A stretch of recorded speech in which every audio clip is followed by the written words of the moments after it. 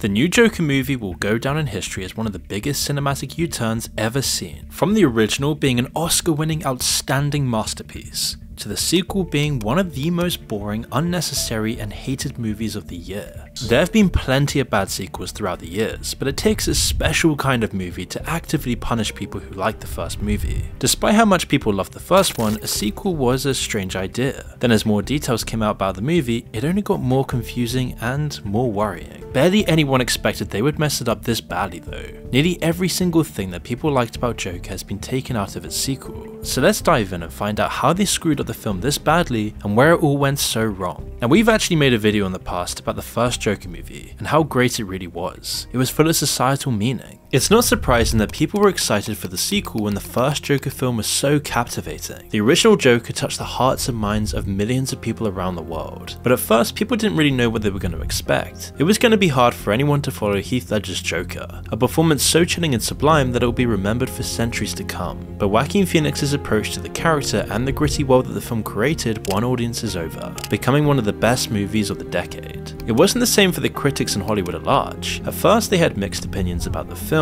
There were lots of talks about this creating an incel rebellion, that this film was just for loser young men, with many even fearing that this would lead to copycat crimes. But when absolutely nothing happened and they saw how much people really liked it, they were happy to pile on the awards, with Joker winning 2 Oscars later that year despite the lukewarm reception Hollywood gave it on release. While it might have been hard for critics to wrap their heads around it, the Joker explored themes that have become incredibly rare in modern movies. A large part of the film's appeal was how it portrayed mental illness. Lots of movies have something to say about the topic, but only a few depict it with the same raw honesty that Joker does. They often show it existing in its own little bubble, as though it's isolated from the rest of the world. There's usually one crazy character who's put at odds with the sane world around them, but Joker went much deeper than that, exploring the interplay between mental illness and a society which creates it. Few other films really show how alienation and a hostile world play on someone's psyche. Joker showed how someone can reach out for help, get abandoned by the people around them, and the horrific results that can come from this. It's incredibly important that society understands how this happens. Most media today either demonizes these people or doesn't acknowledge them at all, but Joker went a long way towards breaking through those one-dimensional perceptions. All of these themes were perfectly tied together by Joaquin Phoenix's performance. It was clear how hard he had worked to perfect it. A lot of this was thanks to his physical performance and the way he brought the character to life. His sudden movements, his pained laughter, and how thin he got for the role really sold it. And if he didn't bring the story to life, then the set design and the overall atmosphere really did. It made the film reminiscent of Taxi Driver in more ways than just the plot. Their portrayals of a grim, unforgiving city on the edge of chaos have only gotten more relevant as time has gone on. Joker was lightning in a bottle, tackling the issues with modern society that other films simply didn't acknowledge. It made it the second most profitable R-rated movie of all time, only getting dethroned this year. The story resonated with millions of people around the world. It was open-ended, with the film setting up various things that a sequel could explore, but it was mostly a self-contained story. As most people have mentioned by now, there really wasn't a need for a follow-up Joker film, and clearly this was meant to just be a standalone movie, without ever setting up some franchise or new world. The director even said later on that there was never a plan to turn it into a series. I mean this as a compliment. I love this movie so much, I almost don't want there to be a second one, because I love how it ends, and it's just because, and then my mind just starts going, well, imagine where it's gonna go from here. Right. In your head, do you know where his story goes from here? Well, I don't think we're gonna make a second one. I mean, that's just not in our And I mean that as a compliment. No, it's not that I don't want to. I agree with you. I mean, I feel the same way. But even with that being said, it wasn't all that surprising when Warner Bros. Announced they were more interested in a sequel. In fact, early reports implied that they'd be making an entire series of various origin stories. With Joker making so much money, with over $500 million in profits, along with huge cultural recognition, it was inevitable that the studio would be hungry for more, especially after all the failures of the recent DC movies. But artistically, it's a lot more debatable whether a sequel is really necessary at all. What would happen if you threw your vape out of a plane 40,000 feet in the air? Well, you might want to find out once you've tried Fume. Fume is an award-winning flavoured air device that's paving the way for healthy alternatives. And just so we're clear, Fume is not a vape. There's no nicotine, no vapour, and it's completely non-addictive. Instead, Fume offers a guilt-free way to satisfy that urge to reach for something, without any of the downsides. Fume draws flavour to your mouth, not your lungs, using a passive diffusion system. If vapor is like sticky soda, fumes flavored air is more like a refreshing herbal tea. With flavors like crisp mint and orange vanilla, it's the perfect way to fill the void when you're stepping away from a bad habit. The design is another highlight. Fume feels amazing in your hand with its weighted high quality build. Plus, it's made to fidget with, featuring magnets and airflow dull and satisfying snaps and clicks that can help calm anxiety and keep your hands busy. And the best part, there's no batteries required, so you can use it anywhere, anytime without ever having to worry about smoke or vapor. And if you're curious, I really recommend the crisp mint flavor. It's my personal favourite. It's subtle, refreshing, and a great way to move away from old habits without feeling like you're missing out. This is why Fume has served over 300,000 customers, and you can be the next success story. For a limited time, use my code MOON to get your free topper, the perfect accessory to your Fume device. You slip it onto the mouthpiece for a softer, warmer feel. It's also chewable for those who love to fidget, and it's reusable. So head to tryfume.com, that's tryfum.com, and use code MOON or scan the QR code on screen to get your free Fume topper when you order your journey pack today. All the plot threads of the first film were tied up. The character of Arthur Fleck had made his descent into becoming the Joker. It sent the message that he wanted to send. With how removed the film was from the comics and the DC universe in general, it also seemed odd for a sequel to expand on that side of things. Of course, both Joaquin Phoenix and the director Todd Phillips needed to be on board for a sequel to happen. Joker had made both of them incredibly rich, so the promise of more money didn't seem like it would make the difference. In earlier interviews, Todd Phillips has said that he only wants to make a sequel if he found a way to, quote, create thematic resonance with the first film. It would obviously explore similar themes, but the question still remained of how to progress the story in the film's message. Joaquin Phoenix was also pretty cagey, saying that he also couldn't see how they could make an authentic sequel. To even say that there's more to do. I don't know that there is. There is, but you're not closed-minded about it. No, and it's, you know, I think me and Todd would still be shooting now if we could, right? Because it seemed endless.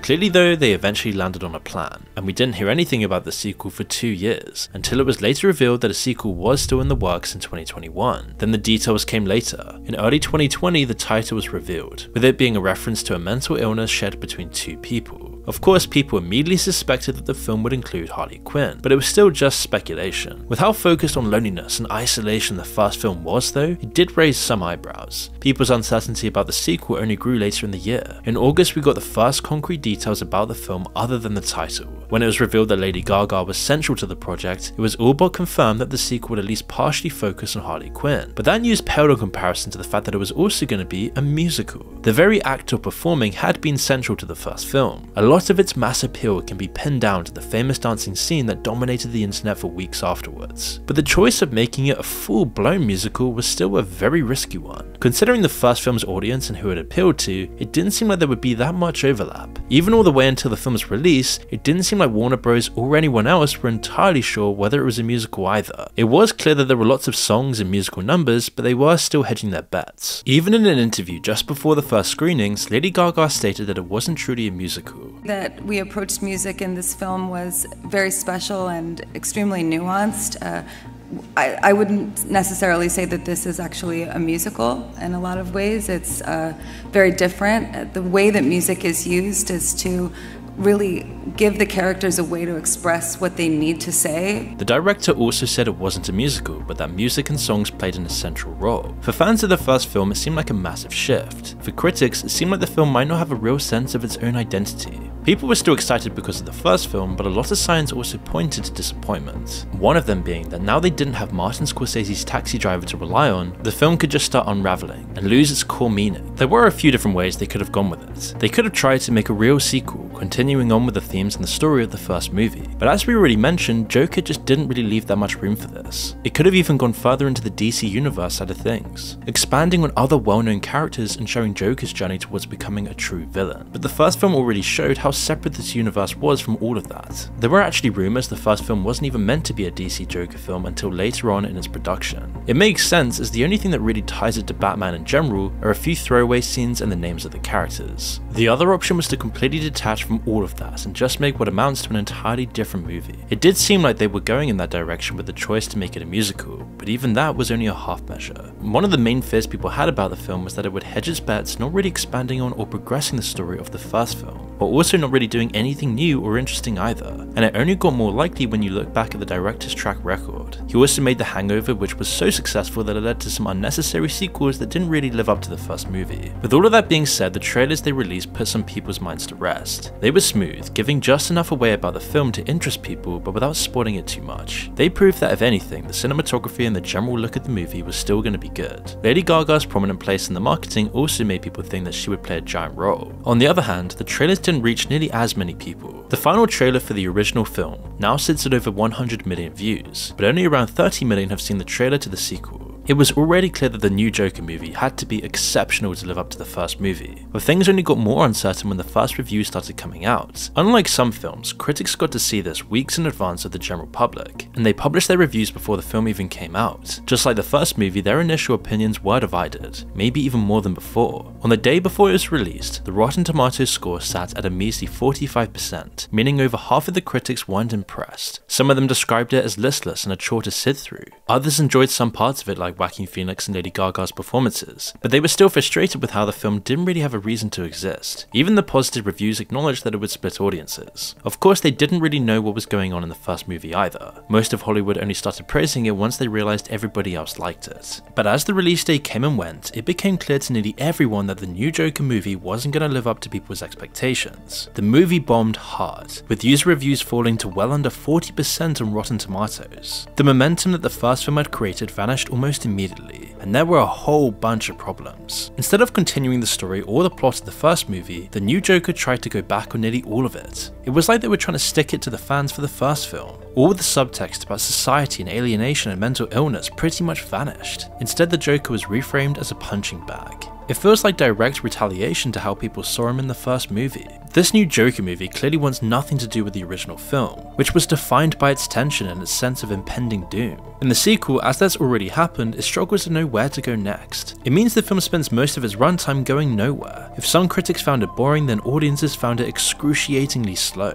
The songs never even seemed to progress the plot or the characters. The only thing it did is seemingly slow it all down. Of course, there were some good parts. The intro sequence stands out, as well as the cinematography, but even as a musical, it still doesn't work. It's another example of the film taking a middle ground that doesn't satisfy anyone. Lady Gaga as Harley Quinn is underused and underwritten. They even took out some of the most important parts of the character's background. Instead of the Joker managing to indoctrinate a trained medical professional, she's just another patient at Arkham. It's another choice that only really serves to make this version of the Joker even more pathetic.